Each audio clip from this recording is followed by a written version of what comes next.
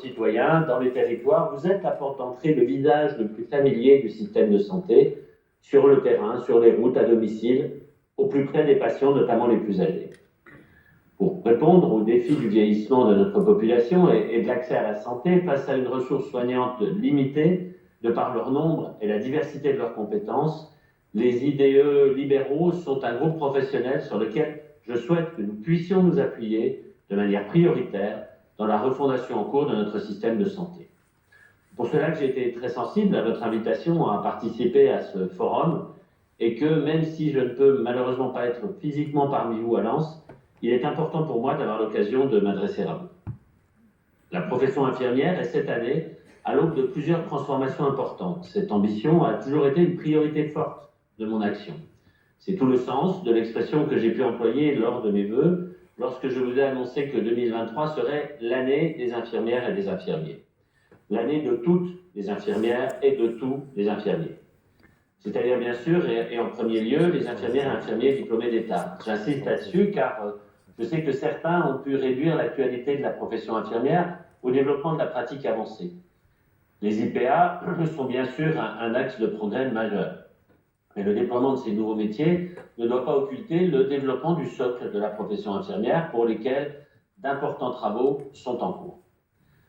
Dès mon arrivée au ministère, je me suis tout de suite attaché à mettre en avant les compétences des infirmières et infirmiers libéraux. C'était d'autant plus indispensable quand on sait combien notre mobilisation durant la crise sanitaire a été déterminante. Vous avez continué à assurer les soins à tous nos concitoyens malgré des conditions d'exercice rendues beaucoup plus complexes par l'épidémie. La mise en place de la visite à domicile pour les personnes contaminées a été en particulier une action marquante dans la stratégie visant à freiner la propagation de la maladie. Je n'exagère en rien quand je dis que vous avez été bien plus qu'exemplaire en étant amené parfois à dépasser votre cadre d'exercice. Parce que dans l'urgence et l'adversité, nécessité fait loi, la période de la Covid a été comme un révélateur supplémentaire de la nécessité de reconnaître un nouveau rôle pour l'infirmier à domicile, indépendant des actes techniques pouvant être réalisés. Ainsi, dès l'été 2022, j'ai souhaité m'appuyer sur cette expérience de la crise sanitaire et permettre aux territoires volontaires de mettre en place une permanence des soins infirmiers. Mise en place de cette permanence permet au centre 15 d'envoyer une infirmière ou un infirmier évaluer l'état de santé d'un patient directement chez lui. C'est extrêmement efficace, les chiffres parlent d'eux-mêmes. Dans 8 cas sur 10, l'évaluation a permis à domicile d'éviter des passages aux urgences qui n'étaient pas nécessaires. Cette mesure a notamment prouvé toute son utilité dans nos EHPAD et a ainsi été pérennisée dans la loi dite RIST 2 qui vient d'être adoptée définitivement au Parlement. Cette loi a également ajouté un nouveau champ d'exercice autonome aux infirmières et aux infirmiers en exercice coordonné pour la prise en charge des plaies. Vous le savez mieux que personne, cette prise en charge des plaies, elle est au cœur de l'exercice infirmier. C'est là une mesure qui permet une véritable reconnaissance de votre expertise. Votre expertise et votre plus-value, j'ai encore eu l'occasion de les constater directement la semaine dernière en accompagnant l'un de vos collègues, M. Jean-François Bouscarin, lors d'une partie de sa tournée à domicile auprès des patients de Valergue dans l'Hérault. Il est, je crois, parmi vous ce matin. J'en profite pour le saluer. Je le remercie chaleureusement de m'avoir permis de rencontrer ces patients et mieux me rendre compte de ce qui implique au quotidien le travail de terrain, le contact, le lien des infirmières et des infirmiers libéraux avec les patients. La dernière loi de financement de la sécurité sociale a également acté une avancée majeure pour votre profession, l'obtention du droit de prescription et l'administration pour l'ensemble des vaccins. Alors que vous avez vacciné à tour de bras pendant la crise sanitaire, c'était une mesure de bon sens que nous avons pérennisée et élargie. Sur ce sujet de la vaccination qui est majeur, je vous invite à vous saisir de toutes les possibilités qui vous sont ouvertes. Pour ma part, je m'engage à ce que les textes d'application qui sont en cours de concertation paraissent au plus vite. Le budget de la sécurité sociale pour 2023 a également prévu une expérimentation permettant aux infirmières et infirmiers de réaliser des certificats de décès dans 6 régions. Je sais combien cette mesure était attendue par les professionnels comme par nos concitoyens, en particulier dans nos départements ruraux et en Outre-mer. Elle sera lancée cet été. C'est là encore une reconnaissance juste et utile à nos concitoyens de vos compétences. La meilleure reconnaissance de vos compétences est importante et vous l'avez vu, je ne prends pas le sujet à la légère. Les avancées en ce sens sont concrètes. Je n'oublie pas cependant le sujet des revalorisations tarifaires. C'est un sujet qui vous tient à cœur et à juste titre. D'une part, parce qu'il est important de reconnaître financièrement l'étendue de votre expertise et des services de santé que vous assurez. D'autre part, parce que comme l'ensemble de nos concitoyens, vous êtes touchés par les tensions sur le pouvoir d'achat qui parcourent l'ensemble des secteurs économiques. Vous le savez, j'ai souhaité que les partenaires conventionnels puissent ouvrir des négociations rapides et ciblées, accompagnant des revalorisations portant sur des actes du quotidien. J'ai également demandé récemment au directeur général de la CNAM d'engager avec vous ces discussions. Je crois comprendre que les échanges que vous avez eus la semaine dernière ont prospéré et devraient permettre de rapidement signer un accord. Je ne peux que vous en remercier et m'en féliciter. Je connais également, bien entendu, les débats qui traversent votre profession sur le déploiement des bilans de soins infirmiers. Si le déploiement complet du BSI a été décalé en raison d'un impact financier supérieur aux prévisions, je peux vous rassurer sur ce point. Cette réforme du mode de financement des actes infirmiers demeure pertinente et je souhaite qu'elle se poursuive. Plus largement, je l'ai mentionné d'entrée, en tant qu'acteur majeur de l'organisation des soins sur le territoire, les infirmiers libéraux occupent une place centrale dans le chantier de transformation du système de santé et de l'ambitieuse refondation du métier d'infirmier que nous avons initié le 26 mai dernier en présence notamment de vos représentants et de votre président.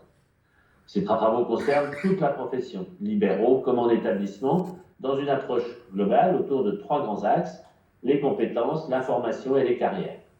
Mon objectif est d'aboutir pour septembre 2024. J'ai souligné combien la Covid vous avait amené à aller au-delà de votre cadre d'exercice habituel. En effet, les tâches réalisées par les infirmiers sont de plus en plus techniques et diversifiées. La logique quelque peu enfermante du strict décret d'acte, dans la dernière révision date de 2004, n'est plus adaptée, surtout à l'heure de l'accélération des progrès techniques et de la croissance continue des besoins de santé dans la population. Ainsi, pour les infirmiers et leurs patients, comme le préconise la mission de l'IGAS et de l'IGESR, qui s'est penchée sur le métier d'infirmier, nous passerons d'un encadrement strict des actes autorisés à une approche plus agile autour de grandes missions. C'est un vrai changement d'importance dans notre manière d'envisager le métier. Pour éviter toute inquiétude sur le sujet, il y aura bien encore une nomenclature qui fixera des tarifs pour les actes. Toute l'ambition que nous avons pour adapter l'exercice infirmier aux nouveaux enjeux de la santé impose bien évidemment de repenser avec la même ambition la formation des futurs infirmiers pour prendre en compte ces nouvelles données. Cela implique en premier lieu la réingénierie des programmes de formation avec des référentiels de formation qui seront moins prescriptifs et qui devront être modernisés pour mieux adapter aux nouveaux profils d'étudiants qui choisissent cette voie. Nous travaillons aussi à une nouvelle politique de stage, incluant un travail spécifique sur le tutorat, ainsi qu'à la poursuite de l'universitarisation et de l'intégration pédagogique des cursus, ce qui contribuera aussi à donner un nouvel élan à la recherche et à l'innovation en sciences infirmières. J'attache également une importance prioritaire à diversifier et ouvrir largement les voies d'entrée en formation infirmière. Quand on sait que 50% des jeunes en formation sont issus des catégories populaires, j'attache une importance tout à fait centrale à ce que le cursus et la carrière infirmière restent vecteurs de mobilité sociale et un outil d'égalité des chances, sans toutefois rien perdre, bien sûr, de son exigence et de son excellence.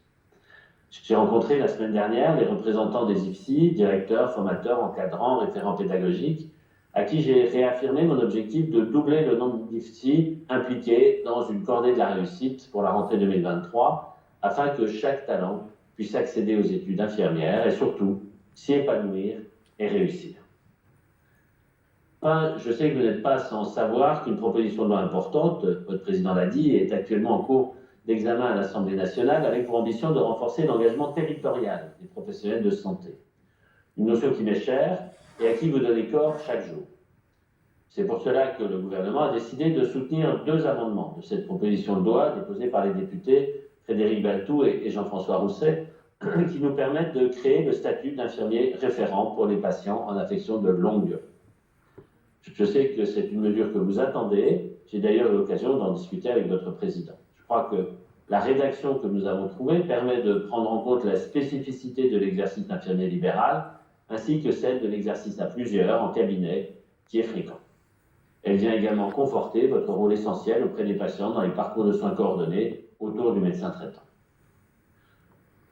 Mesdames et messieurs, vous êtes la profession prioritaire de mon ministère en cette année 2023, tant dans le champ de vos compétences que de vos carrières et de formation. J'invite chacune et chacun à se saisir des opportunités, à être constructif et à contribuer sur tous ces sujets. Travaillons ensemble, les uns avec les autres, autour de la refonte de votre métier. C'est un beau projet, c'est un projet ambitieux, nécessaire, important. Je sais que votre forum permettra d'apporter une pierre à cet édifice commun. Je vous remercie. Je vous souhaite à tous et à toutes un excellent forum.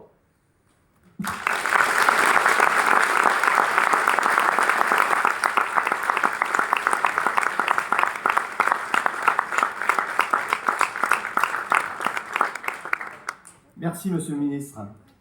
Bon courage et puis à bientôt.